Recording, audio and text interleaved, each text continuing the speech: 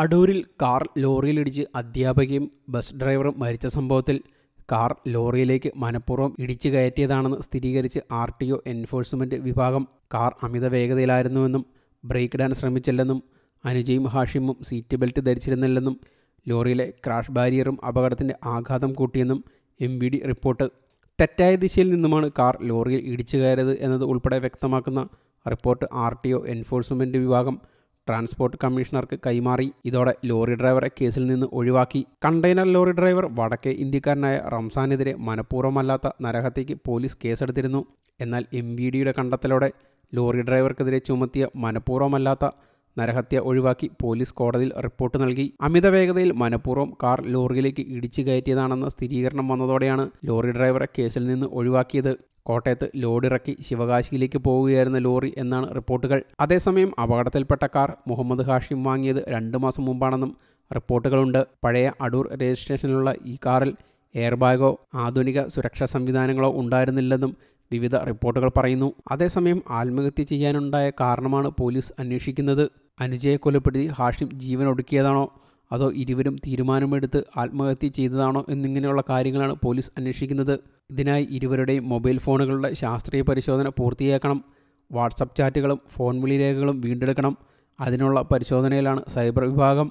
അപകടത്തിന് ശേഷം കാറിൻ്റെ മുൻസീറ്റിലായിരുന്നു ഹാഷിം കിടന്നത്. അനുജ പുറകിലെ സീറ്റിലുമായിരുന്നു. കാറിൻ്റെ മുൻസീറ്റിൽ ഇരുന്ന അനുജ ഇടിയുടെ ആഘാതത്തിൽ തെറിച്ച് പിന്നിലേക്ക് വീണതാകാമെന്നാണ് റിപ്പോർട്ടുകൾ. ആശുപത്രിയിൽ എത്തുമ്പോഴേക്കും അനുജ മരിച്ചിരുന്നു.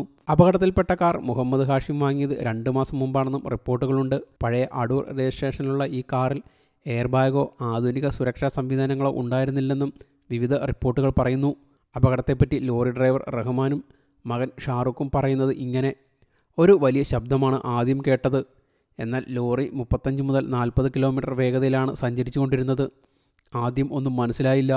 ലോറിയിൽ നിന്നും ഇറങ്ങിയപ്പോഴാണ് ഒരു കാർ തകർന്നു കിടക്കുന്നത് കണ്ടതെന്നും ഷാറുഖ് പറയുന്നു.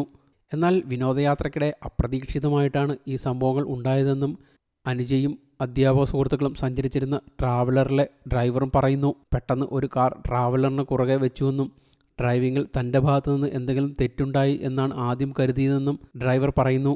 എന്നാൽ കാറിൽ നിന്നും ഇറങ്ങി വന്ന ഹാഷിം അനുജയെ വിളിച്ചിറക്കിക്കൊണ്ട് പോകുകയായിരുന്നെന്നും മൊഴിയിലുണ്ട്. കൊട്ടാരക്കരയ്ക്ക് മുമ്പ് ഒരു ഹോട്ടലിൽ നിന്ന് ഭക്ഷണം കഴിച്ച ശേഷമാണ് വാഹനം അടൂർ ഭാഗത്തേക്ക് വന്നത്. കുളക്കട ജംഗ്ഷൻ കഴിഞ്ഞപ്പോൾ തന്നെ ഒരു കാർ പെട്ടെന്ന് ട്രാവലറിന് കുറുകെ വെച്ചു. ആദ്യം കരുതിയത് ഡ്രൈവിങ്ങിൽ എന്തെങ്കിലും തെറ്റ് വന്നത് കാരണം കാറുകാരന് എന്തെങ്കിലും തരത്തിൽ ബുദ്ധിമുട്ടുണ്ടായി കാണും എന്നാണ്.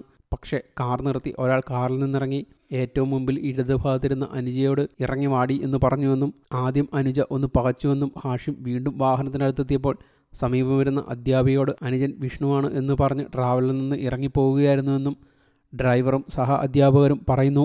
News desk you talk.